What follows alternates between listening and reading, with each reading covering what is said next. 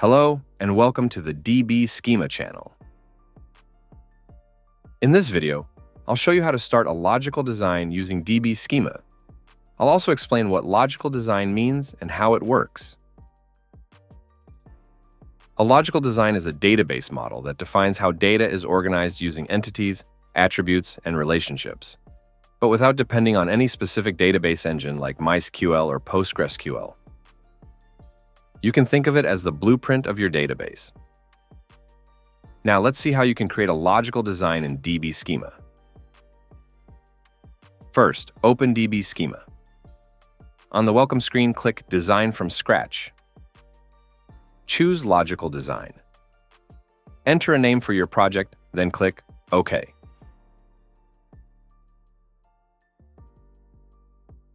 In logical design, you start by creating entities. Each entity will become a table in your database. Inside each entity, you add attributes. These will become the columns of the table. For example, I'll create 3 entities. To create a new entity, just right-click on the diagram and choose Create Entity. Click Add Attribute, then type the name and choose the data type, which is customizable. This is how you define what kind of data will be stored in that column: numbers, text, dates, and so on. I'll choose varchar with a length of 3, so I can store short codes like USA or UK. Now I'll make this field a primary key. That means every country will have a unique ID, and no duplicates are allowed.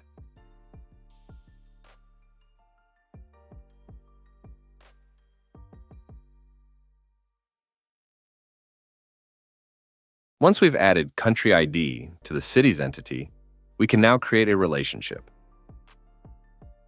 I'll draw a line from country ID in cities to country ID in countries entity. Now we can see several options for how to define this relationship. These settings help describe how closely the two entities are connected. In this example, the relationship is one to many, because one country can have many cities, but each city belongs to only one country.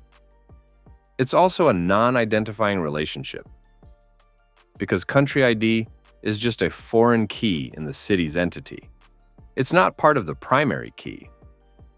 That means cities are linked to countries, but they still have their own identity. To explain more clearly how relationships are defined, I've created a few more entities in the diagram. This will help you understand the different types of relationships in a simple way. In this example, we have a countries entity with a primary key, country ID, and a phone prefixes entity that stores phone codes for each country. Phone prefixes entity is the child in this relationship, and it uses both country ID and phone prefix as its primary key. This means the identity of each phone prefix depends on the country. It cannot exist without it. The two fields together make the record unique. The cardinality here is exactly 1.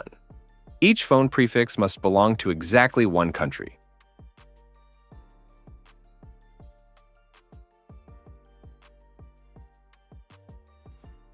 Now let's look at a many-to-many relationship. This means that records in both entities can be linked to multiple records in the other. For example, one country can have many spoken languages, and the same language can be spoken in many countries. To connect them, we need a third entity, called a junction entity. In this case, it's called country languages. Country languages contains 2 fields, country ID and language ID.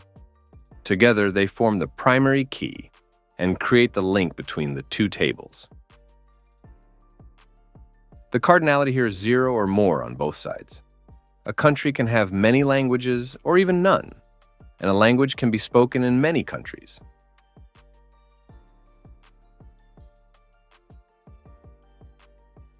Normalization means organizing your data in a way that removes duplication and keeps it clean. It helps break down big, messy tables into smaller ones, where each table focuses on just one thing. This makes the database easier to update and helps avoid mistakes like storing the same info in multiple places.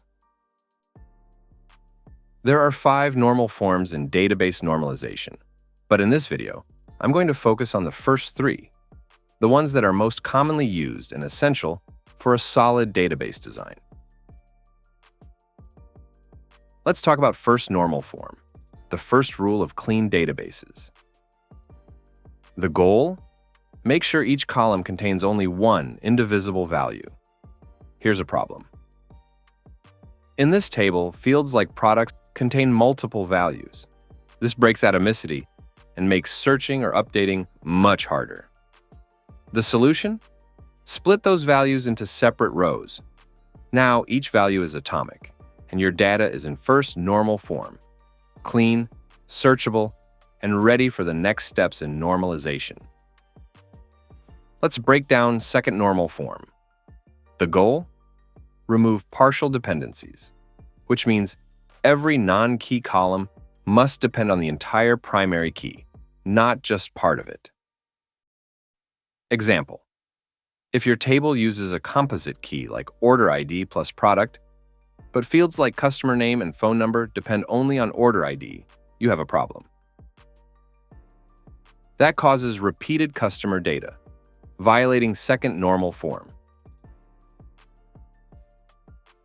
The solution? Split it into 2 tables. The orders table holds customer name and phone number, identified by order ID. The order details table contains product information linked using a composite key of order ID and product. Now, each column depends fully on its table's key. This removes redundancy and sets you up for third normal form. Let's simplify third normal form. The goal? Remove transitive dependencies. Non-key columns should depend only on the primary key. In this table, order ID is the key, but customer name and phone number depend on customer ID, not directly on order ID.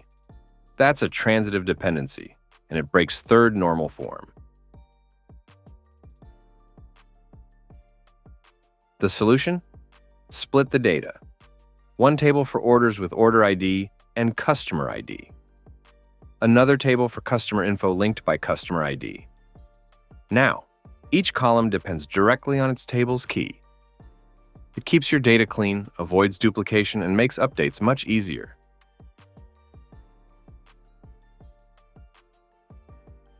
The naming dictionary in DbSchema helps you control how your table and column names will look in the actual database. In the logical design, names are written in a clean, human-friendly way, sometimes with spaces or camel case like country ID or phone prefix. But when you generate the physical model, DbSchema can automatically convert these into formats that match your database standards. For example, country ID might become country FID, and phone prefix can turn into phone PFX. This keeps everything consistent, readable in SQL scripts, and compatible with database systems like PostgreSQL that use underscores.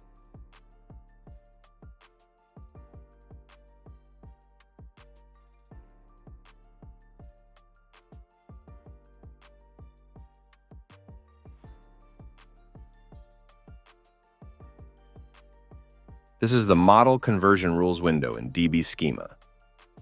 It helps control how data types and other settings are converted when switching from the logical model to the physical database, like PostgreSQL. On the left, we see the data types used in the logical design,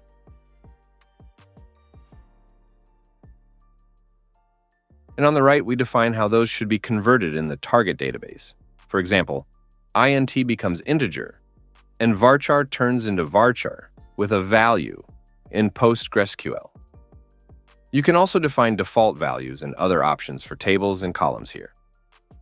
This gives you full control over how your model is translated into a real, working database, ensuring consistency and compatibility with your chosen system.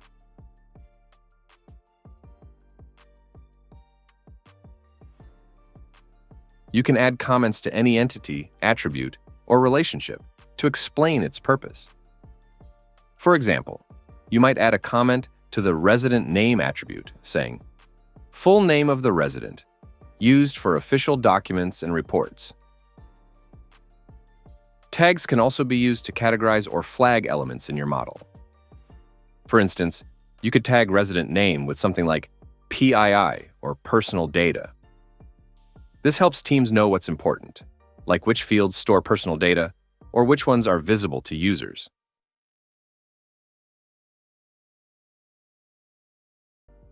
DbSchema's Git integration makes it easy to collaborate on your logical design with your team.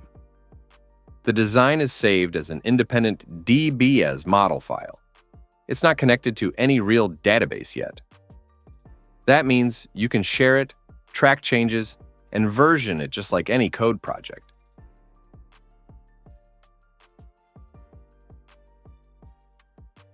In the logical design phase, you can create multiple diagrams to organize your model into clear sections. This makes large designs easier to manage and understand. You can also export your design as interactive HTML5 documentation.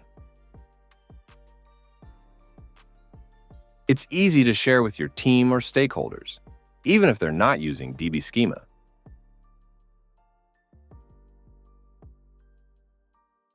Once your logical model is complete, you can easily convert it into a physical model.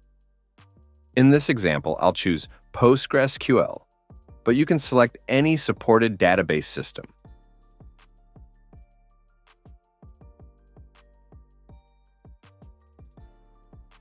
DbSchema will automatically convert your entities into tables, attributes into columns, and relationships into foreign keys based on the selected database engine.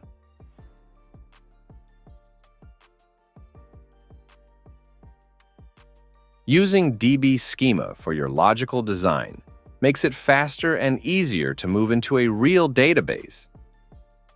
With everything already mapped and ready to go. Thanks for watching. Check out our other videos or our documentation for more tips and detailed tutorials.